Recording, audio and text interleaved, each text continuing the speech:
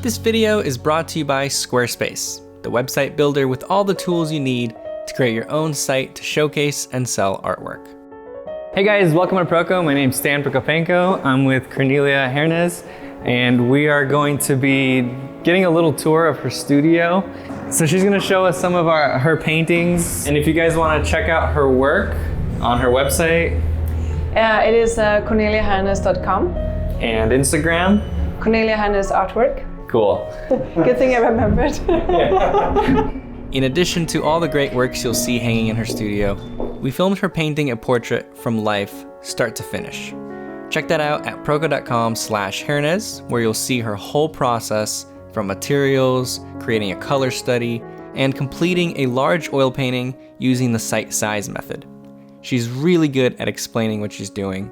You can get the full 17-hour demo, which comes with a 2.5-hour refined cut at proko.com/Hernes.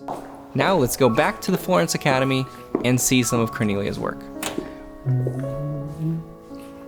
I love the space. Yeah, it's nice. I'm really fortunate. I'm very, very happy with this space. The work that I have on my wall right now is a combination of both recent work and also paintings I have been working on while living in Scandinavia. On this wall, there are some paintings that sort of belong together a little bit. I made this triptych right here. And also the clown, and actually it's a Piero, which is one of the stock character in Commedia dell'arte. While they're a little bit different, they're sort of a part of the same theme. And this is sort of the drawing, and then this is the painting.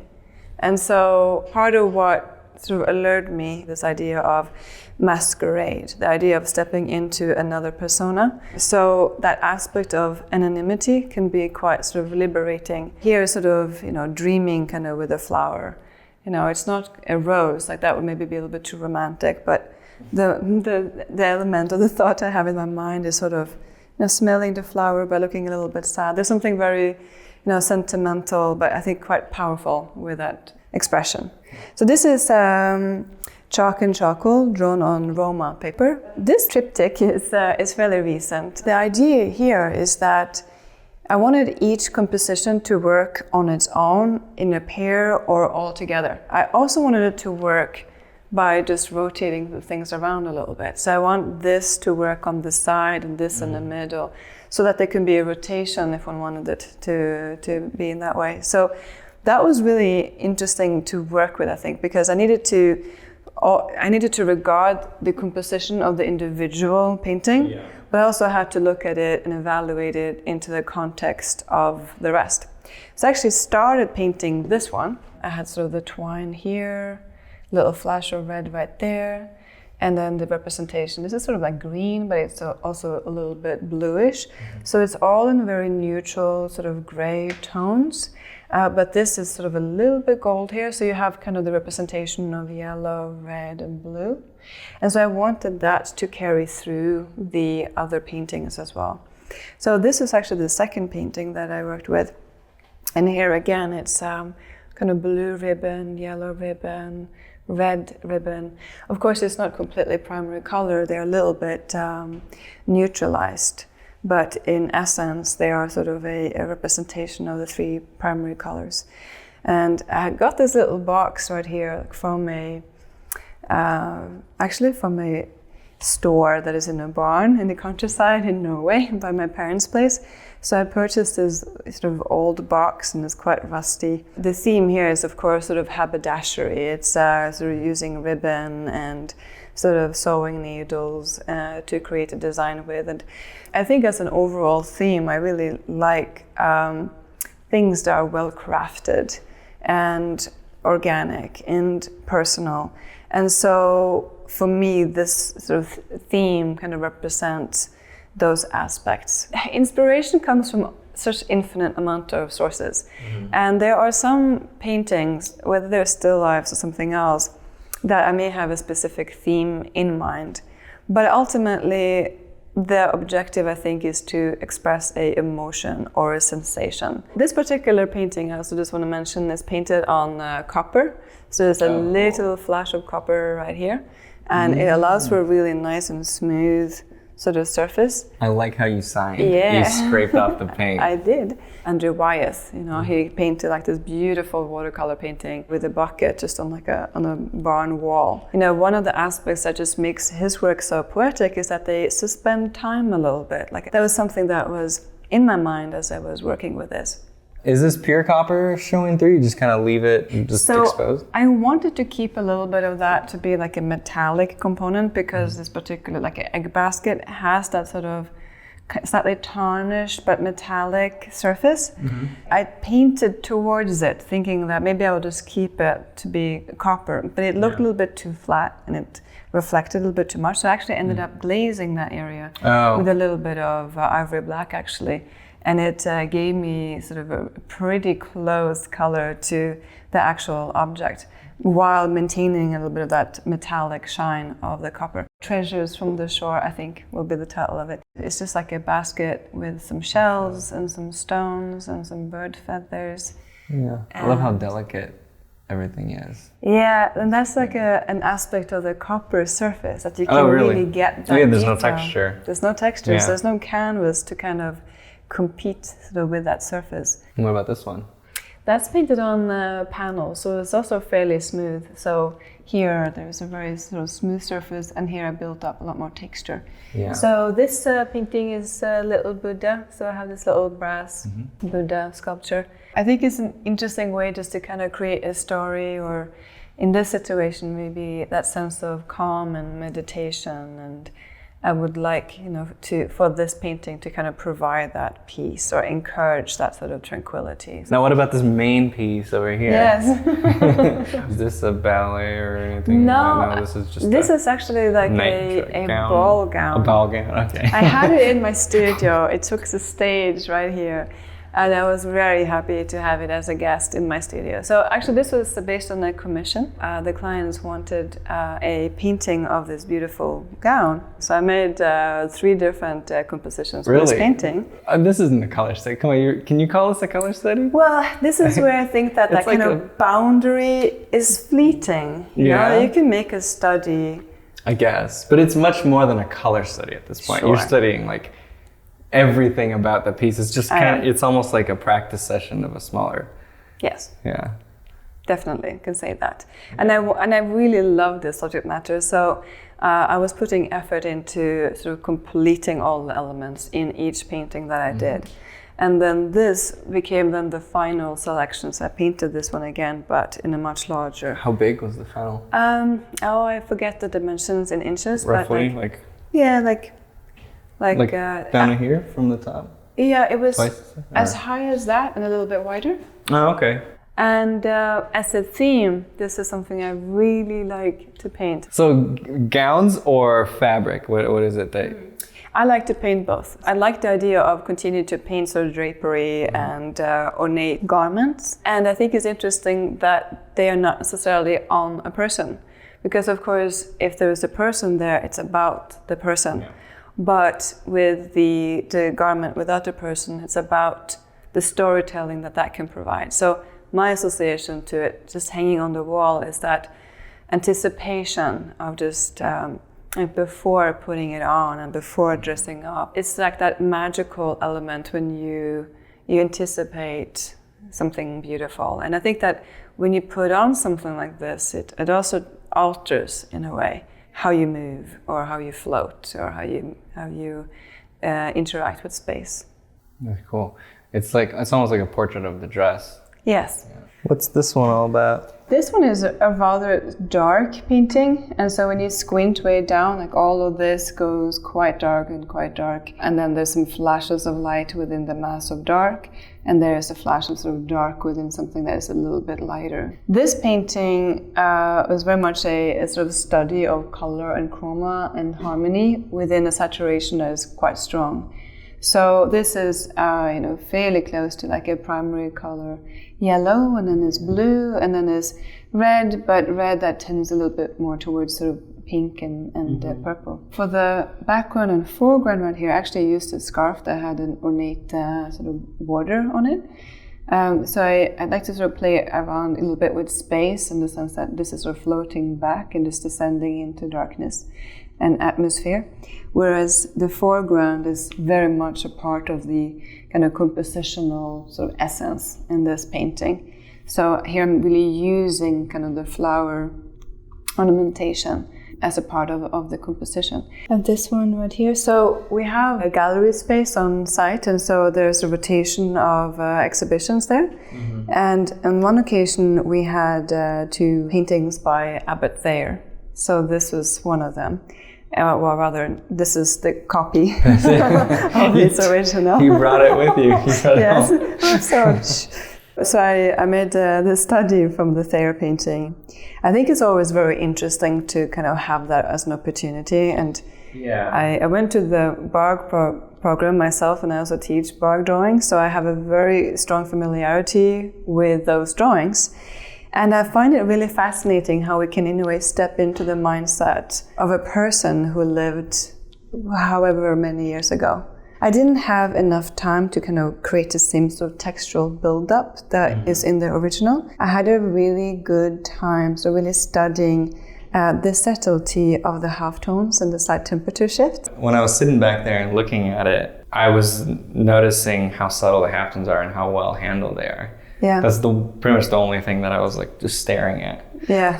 Mostly in this area and here, the transition. Yeah. So on my palette, this is literally a pile of purple next to like a pile of green, relatively. That was the same value. Mm-hmm. So, there is that, using temperature and color as a gradient to provide form as well. So this is Stephen? Yeah, that's Stephen.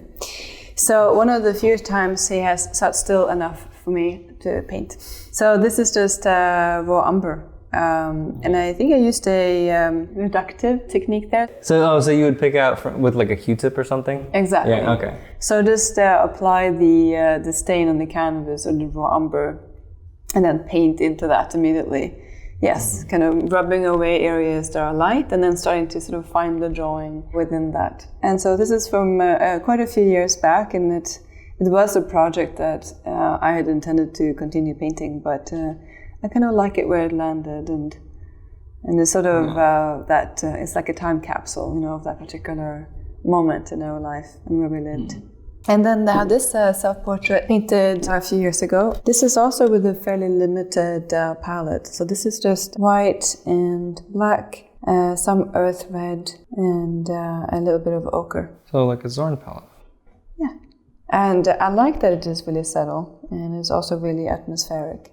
So it's very soft in certain areas, and then I'm bringing out a little bit more contrast in some zones. And then that little spark there sort of ties in with the shimmer of the moon. So what's on this wall here? So these are 2 paintings that are hanging right here that I painted in Scandinavia. So they're both painted, a while ago. This is from 2014, this is 2012. This painting is along a series I sort of refer to as the Forest Maiden series. When we were living in Sweden, we were living really close to nature and almost in nature. So we're surrounded with like nature all the time and could access it easily. With this painting, I used a combination of different strategies. So I had my friend. We went outside in the sort of Swedish woods in the sort of October months, which is quite cold. So she wasn't posing for me there. So we basically took a bunch of reference photos, and then I worked with a combination of those photos. And I also draped or rearranged in a way the drapery on the mannequin in the studio. And then the background is a little bit sort of memory, a little bit of reference of the place, and so a little bit of imagination as well. So what did you use out of that, the time when you went outside with the model? So, was it the pose? Yes, part of the pose, how she would sort of interact with the environment of the trees, and also to have a sense of the light that would be outside. And unfortunately, this was a cloudy day, so the shadows were not just very dark. There was very sort of soft, sort of diffused light, which is very similar actually to the light that I have in my studio. So I'm intrigued by the theme of sort of the forest maiden, or like a forest goddess, sort of like that connection that I want to have to nature. So, but I also think that nature can kind of must be a symbol of the mind in a way. Like a forest can be this place that is very threatening, but it can also be a place that is very protective. And so I like that sort of dualism. And then as a source of inspiration for this painting is very much Waterhouse. Like I like that kind of romantic, definitely beautiful, see that. feminine in a way. So this is a series. I think mostly these two belong really nicely together because when they are next to each other on the wall, they also have an interaction. Yeah. Whereas this one is zoomed out a little bit and it's also a different format. But of course it's sort of within the same sort of storytelling. Mm-hmm. The idea for this series is a bit linked to what I was talking about before with the kind of Pierrot, Commedia dell'arte and mime. The mime. So I'm sort of envisioning, the kind of theater is about to begin, and then you have somebody who enters the stage, and there is a story, and then, it's the kind of reenactment of that. It's along the same line, this idea that you are hiding your identity, and through that disguise, accessing an aspect of reality and truth. But this is also a mask that I purchased in Florence, in Italy, before I went there to study. So it's this object that's sort of been with me for a long time.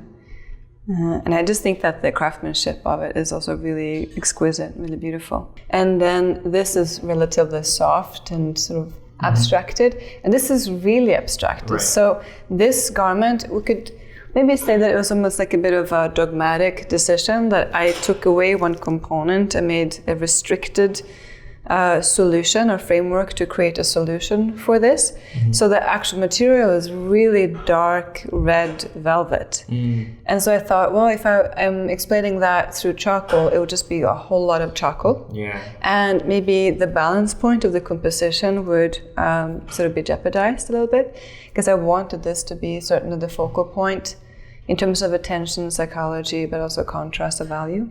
Yeah. So I just created the outline of where the shadow would be and put in just a little bit of value there to separate it from the light. So it's basically sort of like an abstracted sort of version of the shininess of the material. This is also just along the same lines, of course, same sort of visual solutions. Same model? Yes. And then there's just chalk on the face and the hand. I really like the hand on that one. I think hands are really fascinating to really consider as a compositional device. Oh, of course, visually speaking, they create so much movement and rhythm. They can also speak of the expression. Mm-hmm. And certainly when something is sort of partly disguised, like what are the hands conveying? Well, we literally speak with our hands. I do a lot. Yeah, and people sometimes that can't speak, there's language that you could speak with your hands. So. Absolutely. And then, so this is just cropped. Yeah. Yes, exactly. This, of course, has much more focus on. Mm-hmm. Which one did you do first? I think maybe it was this one, and then this would follow, and then that would follow. So you went from a bigger one to a smaller one? I think so. It's a while ago, but I think that I was really interested in also just like the full movement of the arms and what that would give. So you wanted to experiment with. Yes, and I also like a smaller scale. Like I think that with, of course, the portrait being smaller than this one, you have to step forward and engage with the drawing a bit more. So I like scales that are smaller too, and kind of the intimacy in a way that they provide. Compositionally, this sort of creates a little bit like a number 8 if you sort of tie it together here too. Oh yeah. Which is sort of like a infinity symbol.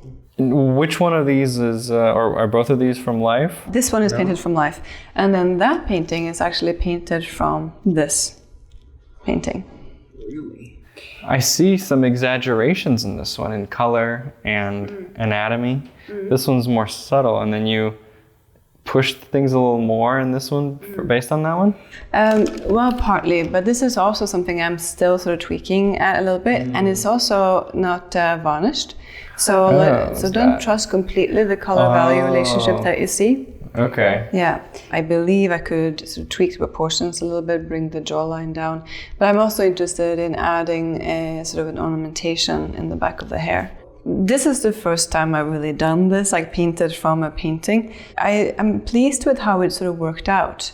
And the fabric in the background here is based on old sort of Turkish textile, which is or silk, which is sort of connected to, of course, the Silk Road and trade with China and Asia. So you have sort of these sort of symbols here that are quite sort of ancient, and maybe something that's commonly associated with sort of Chinese symbology. This painting is on copper. Oh, and this one is not? No, that's linen that is adhered to wood.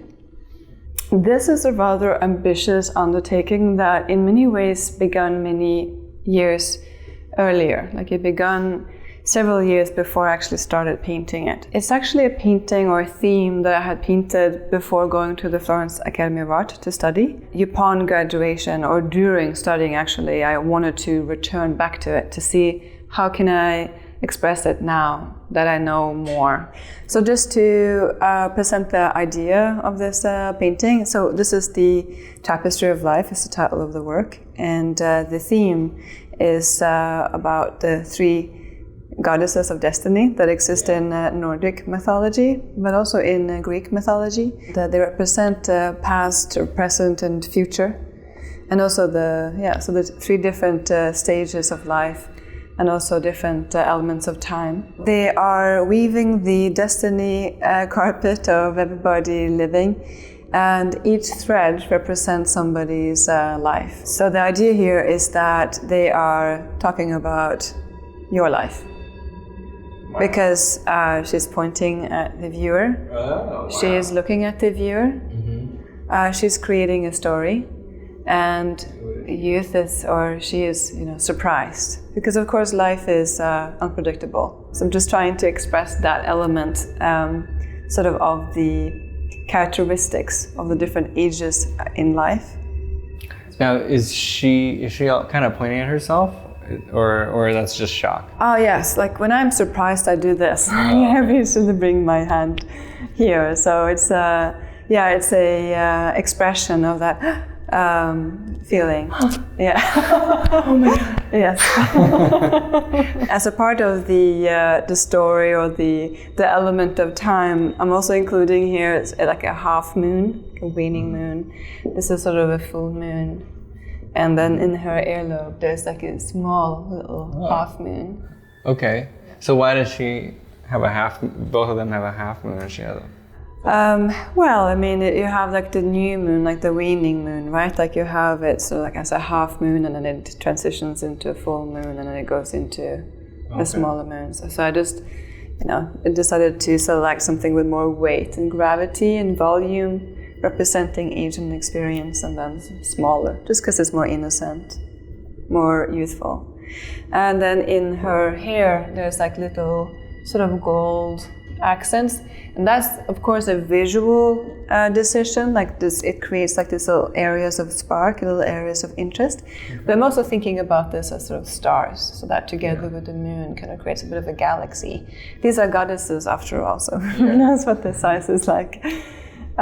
So in Nordic mythology, they actually are sitting below the life tree, which in Norwegian is Yggdrasil. So this is a giant ash tree, which stretches into all the different sort of dimensions.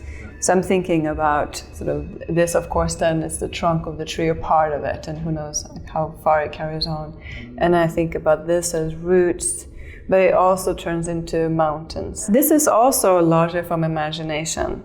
So that was a really interesting challenge for me logistically, because first of all, I needed to create a design that I think would be worthy of representing, in a way, infinity and life and eternity and so on. Oh, does this keep going as infinity? Yes. Oh, that's cool. Yeah. And the spiral, of course, as a sort of organic, geometrical shape, just echoes, in microcosm and microcosm.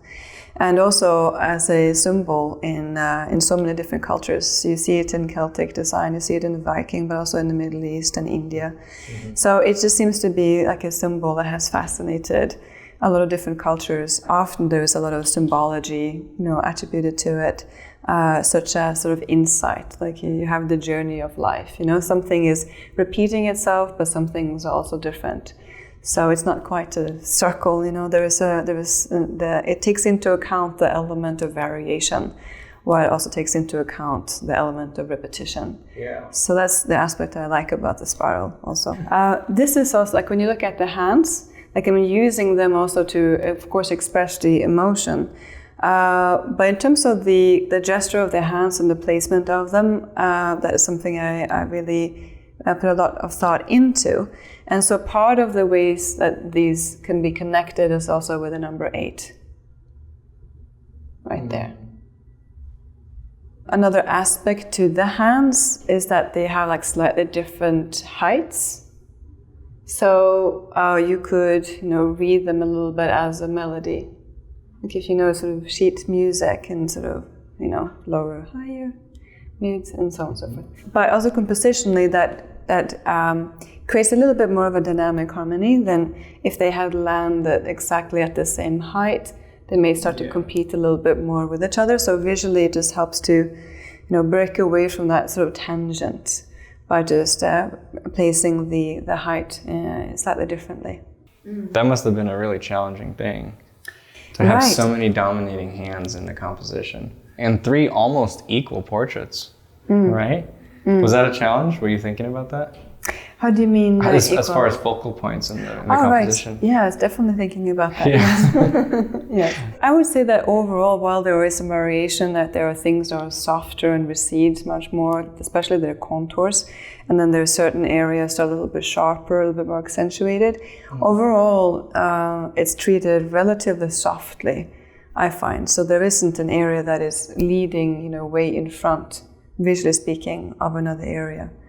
But they kind of work within themselves, but the idea is that they also work, of course, together. The first version of this painting that I worked on, I just went straight into it.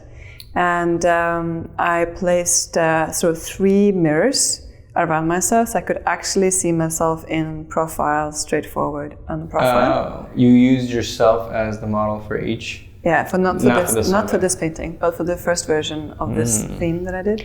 And how long between the idea and doing that first painting? Yeah, the first one would have been like in 2002, 2003, and then this was painted in 2012. And then when I went to Florence Academy of Art to study, it was sort of in the back of my mind, and I was revisiting it and kind of making little sketches. And then in preparation for making the actual painting, I did a study that was maybe about this big.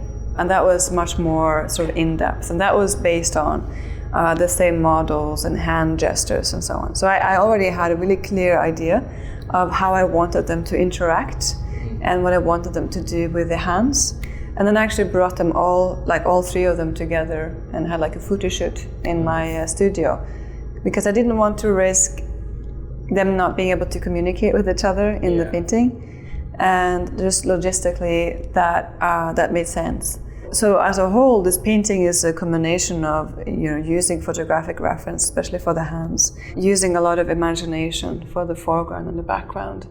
And then once I had blocked everything in, I replicated all the garments in the position that worked, sort of using a mannequin. I thought a lot about what would I have as an overall color theme in this painting, and I ended up using the Book of Kells, some of the plates in the Book of Kells, which is a gilded manuscript, sort of as a reference point. So a lot of those kind of colorations, they are very sort of warm, like rusty red with purple and gold. So just the aesthetics of that was something that served as a really good source of inspiration. I really like this hand. I think because it's an older hand. I tend to like older hands more. They have more character. Just all the knuckles have a little more information in them. Yeah. The skin is a little looser and it's like drapery where you feel the folds a lot more. Yeah. With this model, I took a lot of liberty in changing her a lot. Oh, so did you inject some of those folds in there? Or? No, that was probably quite close to the reference of the actual hands. But for the portrait, I exaggerated a little bit the nose, and I changed the hair completely. So that's largely from imagination, and made her a little bit like I aged her quite a bit. All right, so thank you very much for giving us a little tour. If you guys are interested in watching her paint and watching her whole process of creating a portrait kind of like this, very similar, right? Yes, actually, yeah. We are filming right now a 4 or 5 day demo, and that'll be available at proko.com/Hernes, Hernes. She goes into quite a bit of depth into her entire process, materials, how she preps her canvas, setting up the model correctly. And she works from the model the whole time. Very, very good demo. So go check that out. And if to see more of your work, tell them where they can find it. You can find it on corneliahernes.com or Cornelia Hernes Artwork on Instagram. Cool. Thank you very much. Thank you so much for your studio visit, and looking forward to see you guys later. Yeah, hug! Not all artists have a cool art studio where they can show off their work, but every artist should have a website. If you don't have one yet, consider starting one with Squarespace. Squarespace is the web builder with the tools and support you need to create a website that professional designers would normally charge you thousands of dollars to make. They even have built-in integrations that make it easy to import and sell artwork. Save your money and carve out your own web presence today by going to squarespace.com for a free trial. And if you're impressed with what they have to offer, you can save 10% off your first purchase of a website or domain by using this link, squarespace.com/Proko.